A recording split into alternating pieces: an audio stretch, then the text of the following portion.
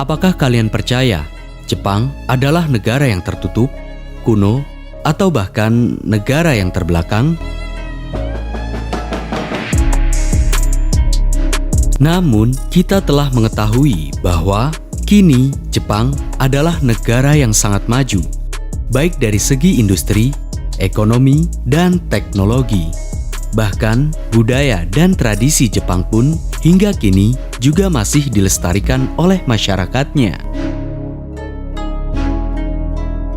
Semua fakta ini tentunya menyimpan sejarah panjang negeri matahari terbit itu.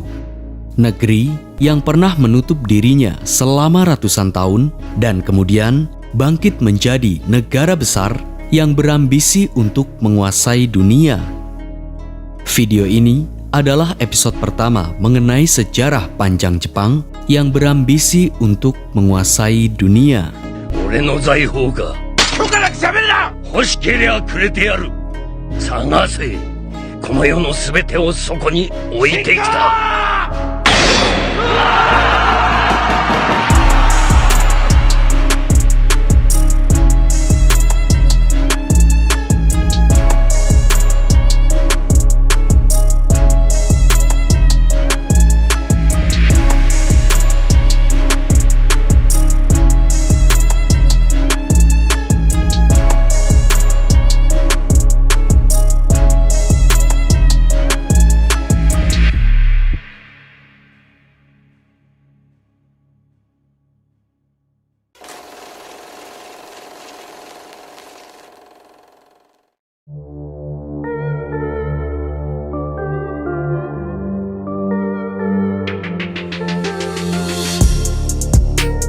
Secara hierarki, Jepang yang kala itu menganut feodalisme dipimpin oleh kaisar yang diyakini sebagai keturunan dewa matahari.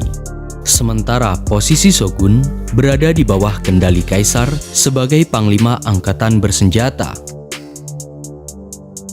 Namun, sejak abad ke-12, terutama setelah Perang Genpei, pemimpin tertinggi Jepang berada di tangan shogun. Sementara itu, kaisar hanyalah sebagai simbol seremonial yang tidak memiliki suara dalam pengaturan pemerintahan. Scarcely noticed except by a few Dutch traders was a small string of islands called Japan. After a century of civil war, the powerful Lord Tokugawa had defeated his enemies and declared himself shogun, ruler of all Japan.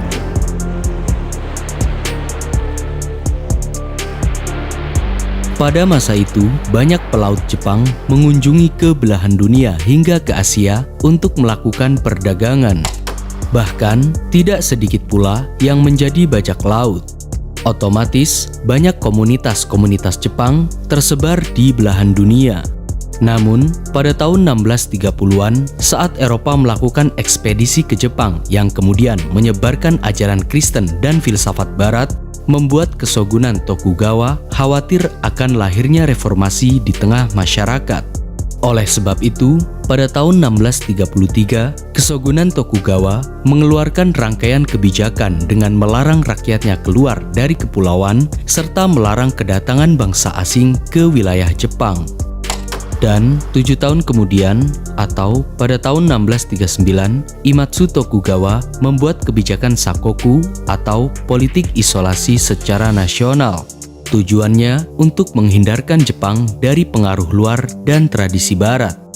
Alhasil, Jepang menjadi negara terisolasi atau negara yang menutup dirinya dari pengaruh luar. Kebijakan ini berlangsung selama ratusan tahun.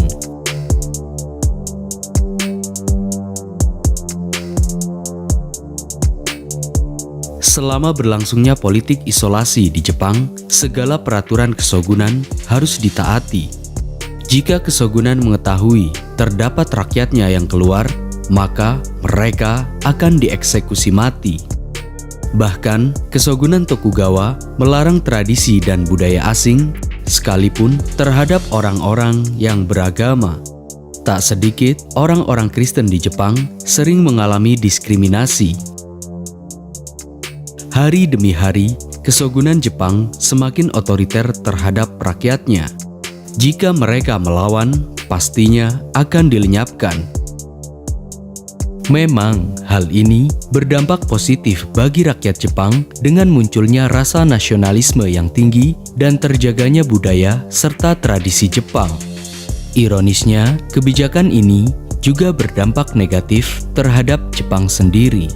Kala itu, masyarakat Jepang sangat tertinggal, baik dari segi ilmu pengetahuan, teknologi, dan bahkan masyarakatnya dinilai sangat konservatif terhadap dunia luar.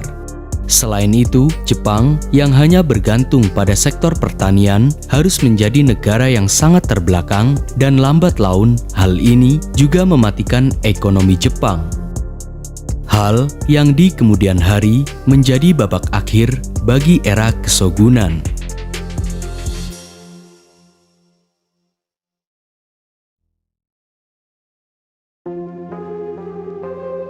Seiring dengan berjalannya politik isolasi, pada abad ke-18, kondisi ekonomi Jepang sangat mengalami kemerosotan. Bahkan, korupsi di kesogunan juga merajalela. Alhasil, berbagai pemberontakan dan perang saudara pun terjadi. Di lain sisi, sejak tahun 1850-an, negara-negara barat meminta kepada Keshogunan Jepang agar membuka diri dan menormalkan hubungan perdagangan dengan negara-negara barat, terutama dengan Amerika Serikat. Dan pada tahun 1853, perwira Angkatan Laut Amerika, Commodore Matthew Calvert Perry bersama 4 kapal perangnya berlabuh di negara Jepang. Tujuannya untuk melakukan sebuah kesepakatan dengan Jepang agar Jepang membuka diri untuk berbisnis dengan Amerika. If the Japanese didn't open up their country, Perry would open it by force. Jeez, Japanese folks are so stubborn. I'm seriously tired of waiting. You're so pushy. We have our reasons, you know. Yeah, like whatever. You forced me to use my secret weapon. A weapon? Setahun kemudian, atau pada tanggal 31 Maret 1854, Jepang dan Amerika melakukan perjanjian dan kesepakatan dalam Konvensi Kanagawa. Alhasil, Jepang pun bersedia membuka pelabuhan Shimoda dan Hakodate untuk Amerika sebagai wilayah perdagangan. Melihat kondisi ini, Inggris, Prancis, Soviet, dan negara-negara barat lainnya tidak ingin ketinggalan dan ikut membuka hubungan dagang dengan Jepang. On shore, Perry showered his hosts with gifts, including a toy steam locomotive which the Japanese studied with fascination. The Japanese had never seen technology like this toy train before. They were fascinated. The British, Russians, French, and Dutch quickly followed Perry into Japan. Bagi Kesogunan Tokugawa, kebijakan ini adalah sebagai pilihan untuk mempertahankan kekuasaan seiring bantuan dari asing. Namun, bagi oposisi Keshogunan yang dipimpin oleh Daimyo Chosu dan Daimyo Satsuma, Konvensi Kanagawa merupakan hal yang memalukan bagi Jepang karena Amerika telah melecehkan harga diri Jepang. Hal inilah yang kemudian membuat kedua kelompok bangsawan ini untuk menciptakan berbagai isu kepada masyarakat Jepang bahwa Keshogunan Tokugawa telah mempermalukan Jepang di depan Amerika. Alhasil, berbagai pemberontakan terhadap Keshogunan Tokugawa sering terjadi. Bahkan, kelompok Daimyo Chosu dan Satsuma membunuh seorang diplomat Inggris dan seorang penerjemah untuk Amerika. Selain itu, kapal-kapal bangsa barat yang berlabuh ke Jepang kerap mendapatkan serangan oleh masyarakat Jepang. First, the Satsuma Choshu regions armed themselves, Western style. Then they joined forces to topple the shogun and take charge of Japan. By the 1860s, as America fought its own war between the states, Japan too was plunged into a state of civil war. Kini, kondisi keshogunan telah mencapai titik kehancuran. Satu sisi, ia harus mempertahankan kekuasaannya dari tangan oposisi, dan di sisi lain, kondisi ekonomi Jepang sudah hampir lumpuh. Kemiskinan, kelaparan, hingga perang saudara kian mewarnai Jepang. Akhirnya, pada tahun 1867, para bangsawan yang berada di lingkaran kekaisaran memaksa Shogun Tokugawa Yoshinobu untuk mengembalikan mandat pemerintahan ke tangan Mutsuhito atau yang dikenal dengan Kaisar Meiji. Kini, Jepang sepenuhnya berada di bawah kendali kekaisaran. Memang, para bangsawan benci terhadap pengaruh asing.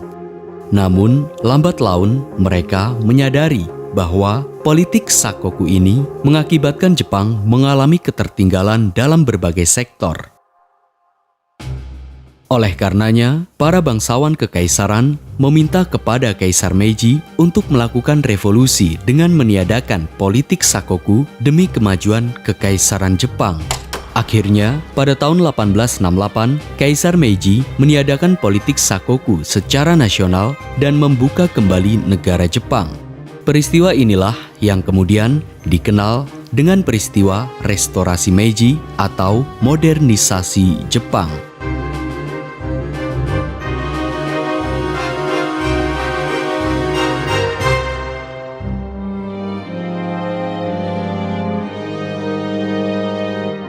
Kini, Jepang resmi menjadi negara yang terbuka. Negara yang diidam-idamkan masyarakat Jepang selama ratusan tahun. Sehingga banyak kapal-kapal bangsa barat datang ke Jepang untuk melakukan perdagangan. Hanya saja, Kekaisaran Meiji harus melakukan berbagai tahapan untuk memodernisasi Jepang menjadi negara yang maju.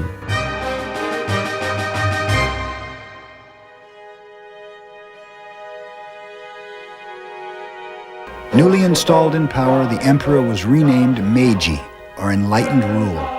He became the symbol for a new Japan that would transform itself in 40 years, from a country of rice paddies to a modern military and economic power that could stand up to the West. Untuk menjalankan modernisasi Jepang ini, setidaknya para bangsawan kekaisaran dan Kaisar Meiji harus melakukan 5 langkah. Pertama, Jepang memindahkan ibu kotanya dari Kyoto ke Tokyo untuk dijadikan pusat perdagangan dan perusahaan-perusahaan. Kedua, Jepang mereformasi pendidikan dengan melakukan pertukaran pelajar, yang mana para pelajar terbaik Jepang dikirim ke luar negeri. Sementara Jepang mengimpor guru-guru Eropa untuk membina murid di Jepang. Ketiga, Jepang meningkatkan sektor industri, baik dalam pertanian, industri tekstil, besi baja, hingga meningkatkan produksi perkapalan sampai 2 kali lipat. Keempat, Jepang memodernisasi militer dengan mengimpor senjata dari barat serta memasukkan samurai ke dalam badan militer Jepang. Dan yang kelima, industrialisasi senjata. Setelah mengimpor senjata, Jepang memproduksi rancangan senjata sendiri guna menyaingi senjata dari barat.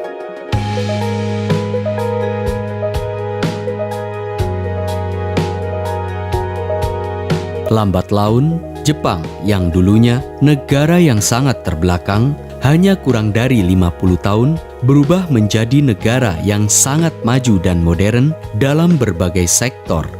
Bahkan, Jepang adalah negara non-Eropa pertama yang melakukan industrialisasi dalam berbagai sektor. The Meiji bureaucrats had secured their power. Now they moved to fortify Japan against the growing might of the Western powers. They saw that the West was strong because industry and science produced weapons that Asia did not have.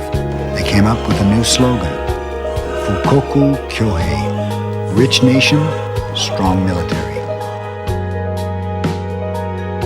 Lebih dari itu, Kekaisaran Jepang juga berkeinginan untuk tampil sebagai negara besar untuk menguasai dunia. Namun, ada masalah kecil yang harus diselesaikan, yakni kurangnya sumber daya alam untuk menopang modernisasi Jepang dalam jangka panjang. Hal yang di kemudian hari membuat Jepang menjadi negara penjajah yang ingin menguasai dunia.